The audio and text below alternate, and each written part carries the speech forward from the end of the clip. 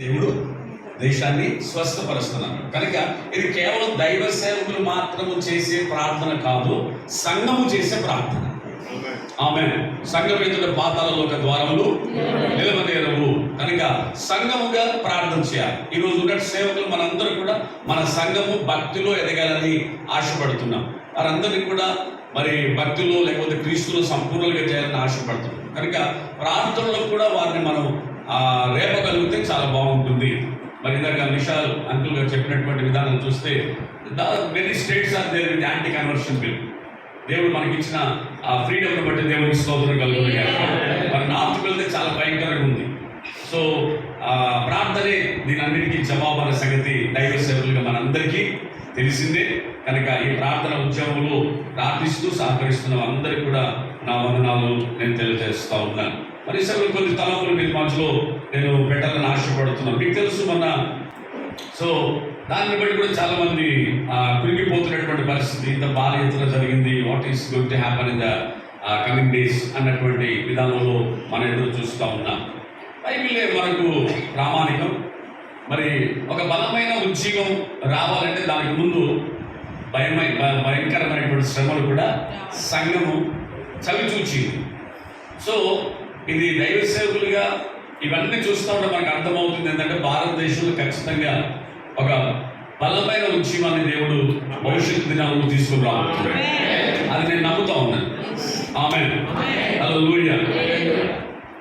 4 గోడల మధ్య ఉన్నటువంటి ఆదిమ సంఘం చాలా చక్కగా ప్రభుని ఆరాధిస్తుంది. ఇందాక లాజరు చెప్పాడు కదా, ముందు 4 అధ్యాయాలలో చాలా చక్కని ఐక్యతను చూసింది. ఎంత బాగుంది అంటే తమ చరాస్తులను తీసుకొచ్చేసి అమ్మేసి అపోస్తుల పాదాల దగ్గర పెట్టి ఈ భక్తి చాలా బాగుంది అన్నటువంటి ఆ కోణంలో ఉన్నారు వాళ్ళు. కానీ దేవుడు ముందే చెప్పాడు ఏమనంటే, ఇదిగో నేను మీకు పరిశుద్ధాత్మను ఇస్తున్నాను. ఆయన పరిశుద్ధాత్మ మీ మీదకి వచ్చినప్పుడు మీరు శక్తిని అందుతారు కనుక యెరూషలేము, యూదయ, సమరయ, భూదిగంధముల వరకు నాకు సాక్షులై ఉంటారు.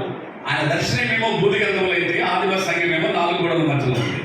సో 4 గోడల మధ్యలో ఉండడం అది దైవ చింతం కాదు కనుక దేవుడు ఒక శ్రమను తీసుకొచ్చాడు. ఆ శ్రమలో సంఘము చెల్లచెదరైపోయింది. మరి ఈరోజు సువార్త మనకు అందించబడింది. దేవునికి స్తోత్రం కలుగును గాక. So God has his own plans. ఆమేన్. చెప్పండి, God has his own plans.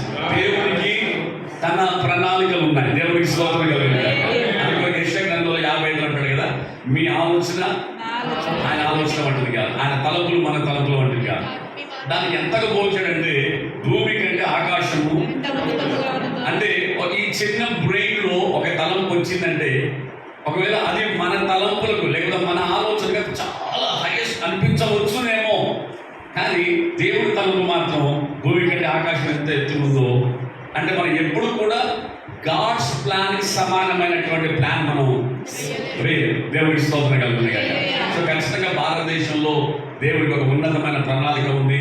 అందుకొరకే దేవుడు ఇలాంటి ప్రార్థన ఉద్యమాలు అనేకములు లేపుతున్నాడు. కేవలం పీడబ్ల్యూఏ కాదు, అనేక ప్రార్థన ఉద్యమాలు భారతదేశంలో ఎన్నో రాష్ట్రాలలో ఉద్యమాలు ఉన్నాయి. మన తెలుగు రాష్ట్రాల్లో ఎన్నో ఉద్యమాలు ఉన్నాయి. అందరూ కూడా దేశ క్షేమం కొరకు, దేశ రక్షణ కొరకు ప్రార్థనలు చేస్తూ ఉన్నారు. దేవుడికి స్తోత్రం.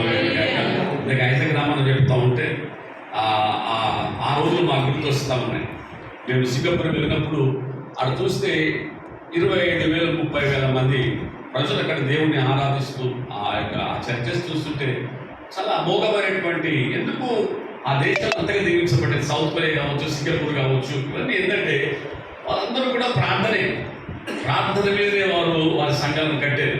ప్రార్థనే వారి దర్శనం, ప్రార్థనే వారి ఊపిరి. సో ఆ విధంగా అక్కడికి వెళ్ళినప్పుడల్లా కూడా అలాంటి ఉద్యమం భారతదేశంలో ఉంటే ఎంత బాగుంటుంది అన్న ఆ తపన, ఆశ, మంటతో భారతదేశం తిరిగి రావడం జరుగుతుంది. దేవుడికి స్తోత్రం కలుగుతుంది. మనకు తెలుసు ఆ సమూయేలు గ్రంథంలో, ఇది ఇట్స్ నాట్ మై మెసేజ్, సమూయేలు గ్రంథంలో మరి దావీదు గొలియాతును ఎదుర్కొనేటప్పుడు చక్కని మాట అంటాడండి. ఆ మాట నాకు చాలా ఇష్టమైనటువంటి మాట. ఏమంటాడంటే మొదటి సమూయేలు గ్రంథము 17వ అధ్యాయము 32వ వచనంలో, ఈ ఫిలిష్తీని బట్టి ఎవరి మనసు కృంగ నిమిత్తం లేదు అంటాడు. ఒకసారి దేవునికి స్తోత్రం తెలియదా? It's wonderful word. అసలు అంటే యుద్ధము చేయాల్సిన సైన్యం అంతా కృంగిపోతా ఉంది. యుద్ధం చేయాల్సిన సైన్యం అంతా కూడా గజగజలాడిపోతా ఉంది.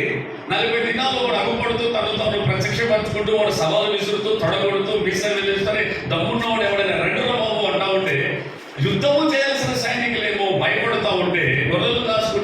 దావీదేమో యుద్ధం చేయడానికి వచ్చాడు.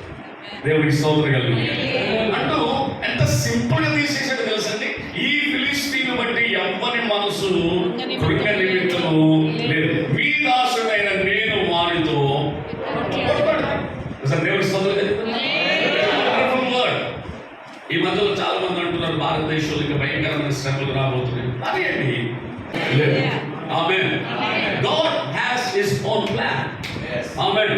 ఎందుకంటే ఆ యోసేపు జీవితంలో అనేక విషయాలు మనం నేర్చుకున్నామండి. ఎంత అద్భుతమైన మాట. మానవ కోణంలో మనం ఆలోచన చేస్తే ఇట్స్ హైలీ ఇంపాసిబుల్, కానీ God has a plan for Joseph's life. ఆమేన్. హల్లెలూయా. ఉండలేనిదే సింహాసనం లేదు. గుంటలోనికి తీసుకుపోయినప్పుడు ఒకవేళ ఆ స్థానంలో నేను ఉంటే ఎంత దేవుడి మీద సరిగేవాళ్ళు.